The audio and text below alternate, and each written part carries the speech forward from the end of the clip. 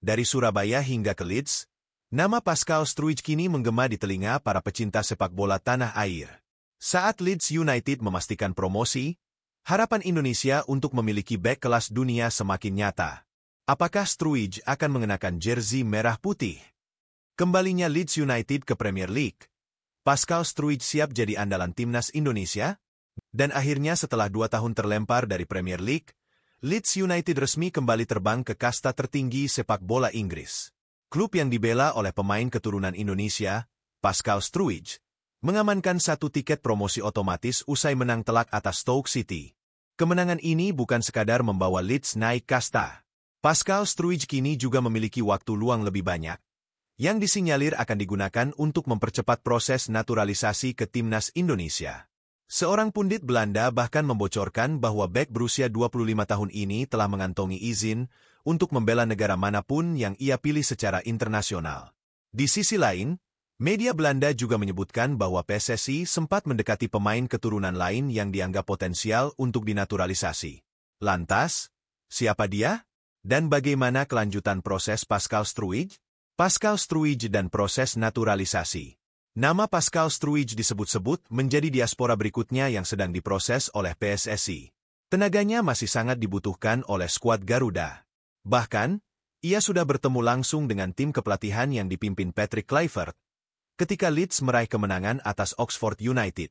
Musim 2024-2025 ini, Pascal mencetak tinta emas bersama Leeds United. Setelah melalui musim penuh perjuangan di Championship, Leeds akhirnya memastikan promosi usai mengalahkan Stoke City dengan skor telak 6-0. Kemenangan ini menempatkan mereka di puncak klasemen dengan 94 poin, tak terkejar oleh pesaing lainnya.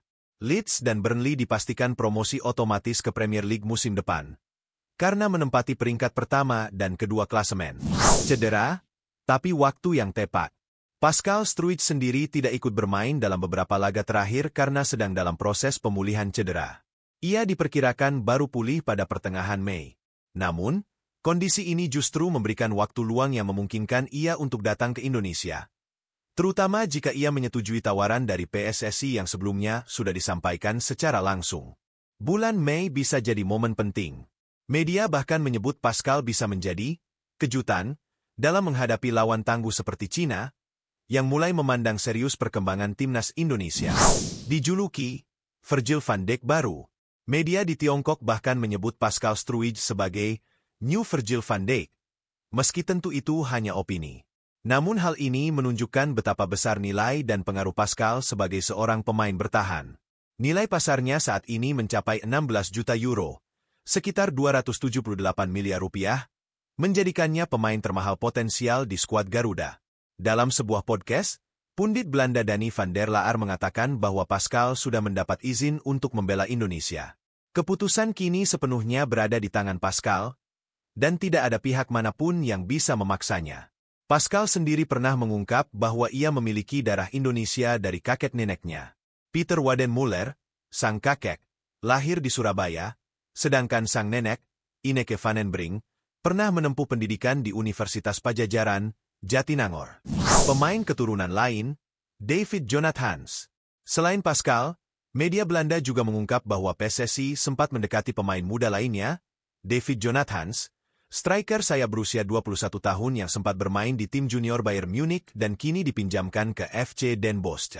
Namun, proses naturalisasi David dipersulit oleh fakta bahwa ia sudah tampil untuk timnas senior Luxembourg dalam laga uji coba pada 2023. Meski masih ada celah dalam regulasi FIFA untuk pemain yang hanya bermain di laga non-kompetitif, keinginan David sendiri belum tampak. Membuat PSSI kini lebih fokus pada pemain yang benar-benar berminat, seperti Pascal Struijk. Sepak bola bukan hanya tentang siapa yang menang dan siapa yang kalah. Ia adalah tentang kebanggaan, tentang darah dan tanah air, tentang sebuah perjalanan panjang menuju mimpi yang ingin dicapai bersama. Keputusan Pascal Struijk untuk bergabung atau tidak dengan timnas Indonesia adalah hak penuh pribadinya. Namun, jika ia memilih untuk mengenakan jersey merah putih, itu akan menjadi babak baru dalam sejarah sepak bola kita. Babak yang memperlihatkan bahwa Indonesia bukan lagi sekadar peserta, tapi penantang serius di level internasional. Dengan segala kemampuan, pengalaman di Premier League, serta nilai pasar yang menjulang tinggi, kehadiran Pascal bisa menjadi transformasi besar-besaran di lini pertahanan Garuda. Ia bukan hanya bek tangguh, tetapi simbol harapan. Bukti bahwa sepak bola Indonesia mampu menarik perhatian pemain diaspora terbaik, dan bahwa kita bisa menyatukan kekuatan dari berbagai belahan dunia demi satu tujuan, menaikkan level Indonesia ke panggung dunia. Dan jika nama-nama seperti Pascal Struij terus berdatangan, bukan tidak mungkin impian menuju Piala Dunia bukan lagi sekadar mimpi. Indonesia sedang naik kelas, dan dunia harus bersiap menyaksikannya.